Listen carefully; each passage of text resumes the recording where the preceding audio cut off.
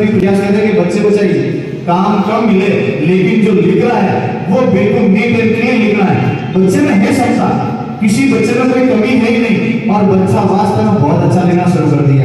यानी हमने 24 घंटे का एक अच्छा शेड्यूल बच्चे को डाल दिया, उसके अनुसार वो काम करेगा तो उसको फुर्सत मिलेगी नहीं, उसको फुर्सत मिलेगी नहीं, अपने आप ही वो ठीक। हमको बताने थे बच्चे के बारे में या बच्ची के बारे में आपने ध्यानपूर्वक सुने और अभिभावकों ने अपने विचार भी रखे। जब तक हमारा संवाद नहीं होगा, जब तक माता पिता ध्यान नहीं देंगे अपनी औलाद पर, तब तक कुछ नहीं हो सकता। कोई बताया था सरना है कि 6 घंटे यहाँ रहते हैं, 18 घंटे वहाँ रहते हैं, वहाँ क्या करते हैं? हम कहते हैं जो बात मानते हैं कि नहीं मानते हैं, इतने घंटे पढ़ाई करते हैं कि नहीं करते हैं, आपका क्या मानते हैं कि नहीं मानते हैं, मोबाइल चलाते हैं कि नहीं चलाते हैं, इनकी जानकारी हमको कौन देगा? आप ही तो देगा। इसलिए और दूसरी बात क्या बताइए, आपकी जो भी कमियां हैं बच्चे की, वो आप यहाँ पर बता के जाएंगे। ये स्कूल बच्चों के पीछे है, बच्चे हमारे को कभी खराब नहीं लगते। हमका ऐसा नहीं है कि बच्चे खराब लगते, लेकिन जिस तरह आपको बच्चा बिगड़ते हुए को आप देखना नहीं चाहते, बस सेम पोजीशन यही है कि हम बच्चे को बिगड़ना या शिक्षा से पिछड़ना देखना नहीं चाहते। हम चाहते हैं हमारा बच्चा टॉप है। बच्चे का पिता अपने पिता से करता है। हमारे के बच्चों के सबसे अच्छे दोस्त होते हैं दादा दादी।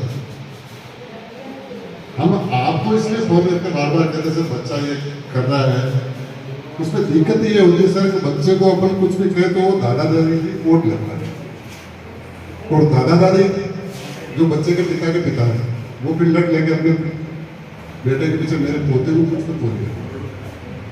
वो लाड प्यार है वो कहीं ना कहीं उसको थोड़ा सा बिगाड़ने में समझता। दूसरा मैं ये कह रहा हूँ सर, जैसे हमारे सरकारी विद्यालय से भी शिक्षक यहाँ पर आ रहे हैं, मैंने पहले कहा था मेरे बच्चे शुरू से प्राइवेट स्कूल में पढ़े। सरकारी विद्यालयों की स्थिति इस कारण से नहीं है सर कि वहाँ कोई एजुकेशन नहीं करनी, बहुत ट्रेंड टीचर है, लेकिन कहीं ना कहीं इसमें अभिभावकों की गलती सामने आ जाती है। मैं भी सर 12 से 13 महीना विद्यार्थी मित्र के रूप में स्कूल में सेवाएं दी, तब मुझे इस स्थिति का पता चला। उनको यहाँ पे पहुँचने और सलाह जैसे भी अध्यापकों ने हमें आमंत्रित किया, इसके लिए मैं इनका बहुत बहुत आभार व्यक्त करता हूँ। और पहला काम तो है हमारे बच्चों का निरोगी काया। सबसे पहले ये स्वास्थ्य सही होना जरूरी है, दूसरा है संस्कार अच्छे होने चाहिए, तीसरा है शिक्षा। स्वस्थ रहेगा तो शिक्षा कर पाएगा।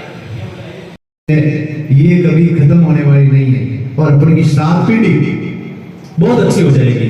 और एक बहुत अच्छी बात ये रही हमारे साथ में भी कि हर बात अपन मान लेते बच्चे की कि सर पापा जी फलाने सर ने मेरे मार दी, और ये बात भी हमें देखने आई बच्चे के जब हम एक मारते हैं बच्चा घर पर 10 बचाता है और आप तुरंत फोन करते हो सर फोन से सर क्या हुआ है। ये मैं आपको गारंटी के साथ में कह सकता हूँ, मैं मेरा नहीं कह रहा हूँ, दुनिया का कोई भी टीचर अपनी औलाद से ज्यादा हम बच्चों को मानते हैं। तो कभी ऐसा हो ही नहीं सकता है कि हम बिना फालतू बच्चे को मारे। और ऐसी बच्चे ने बोल दिया कि मैंने 10 मार दी, तो पहले ढंग से आराम से बात करें, बच्चे की पूरी बात सुने, 10 क्यों मारी। और ऐसा तो होता ही नहीं है, ये मारने वाली। और वैसे आपने कहीं पढ़ा है गुरु की डांट पिता के प्यार, हमारा वाला वो 2 डंडे आपके लाड प्यार से भी ज्यादा इंपॉर्टेंट है, ये भी आप समझते हैं। तो सबसे बड़ी जिम्मेदारी यही है माँ बाप की कि बच्चे का भविष्य यही है कि आप उसको संगति का ध्यान रखो। अगर संगति का ध्यान रखोगे तो बच्चा सबसे आगे बढ़ेगा। एक छोटी सी गलती बच्चे की पूरी जिंदगी खराब कर देगी, आपकी जिंदगी खराब कर देगी। सबसे बड़ी ये मूल्य तुल्य यही सबसे बच्चा। और बच्चे का ध्यान रखो, और माँ बाप जितना ध्यान रखोगे और उसकी संगति का ध्यान रखोगे, बच्चा अपने आप आगे बढ़ जाएगा। और यहाँ आके मेरे बच्चे को जो बदलाव आया मुझे बहुत अच्छा लगा, क्योंकि 8 साल तक मैंने जब पुष्कर में जब 8 तक पढ़ाया था, लेकिन उसका कोई रिजल्ट ही नहीं था। स्कूल में बच्चे जाते थे लेकिन उसमें कोई रिजल्ट ही नहीं है। तो हमने सोचा कि स्कूल जा रहा है, बच्चों को कुछ मिल नहीं रहा है, तो टाइम पास करने का कोई मतलब नहीं है, तो अपन क्यों ना स्कूल चेंज करे जाए। तो हमने सुना था बालोदन स्कूल है, बहुत अच्छी स्कूल है, और हमारे पड़ोस के बच्चे भी हैं इसके पढ़े हुए हैं, तो आज वो भी नौकरी पेशा हो गए। तो इस बात को देखते हुए हमने सोचा कि अपन भी अपने बच्चों को क्यों ना वहाँ पढ़ाएं, वहाँ का रिजल्ट देखें। तो आज इस 9th क्लास में हमने उसका एडमिशन कराया, और यहाँ आने के बाद उसमें बहुत बदलाव आ गया। पहले तो क्या बच्चे स्कूल से आता था, टिफिन रख दिया, बैग रख दिया, चलो हो गई पढ़ाई, हो गई 10 बजे तक आ गए। लेकिन अब यहाँ आने के बाद बच्चों को बिल्कुल टाइम ही नहीं है कि मैं कैसे टाइम वेस्ट करूँ। यहाँ आने से उसने जो भी अच्छा करा है, जैसे स्कूल से आते ही अपना कर रहा है, होमवर्क करना है, या बिना कुछ किए मतलब उसमें बदलाव आ गया कि चिंता हो गई कि मुझे पढ़ना है। और यहाँ का जो है एक तरह का बहुत ही अच्छा है रूल कि भाई बच्चों पर ध्यान देवे, जो भी काम यहाँ देते हैं वो पूरा करता है। यहाँ आने के बाद उसमें थोड़ा कुछ बदलाव आया है। उनको यहाँ पे पहुँचने और सलाह के सभी अध्यापकों ने हमें आमंत्रित किया, इसके लिए मैं इनका बहुत बहुत आभार व्यक्त करता हूँ। और पहला काम तो है हमारे बच्चों का निरोगी काया। सबसे पहले ये स्वास्थ्य सही होना जरूरी है।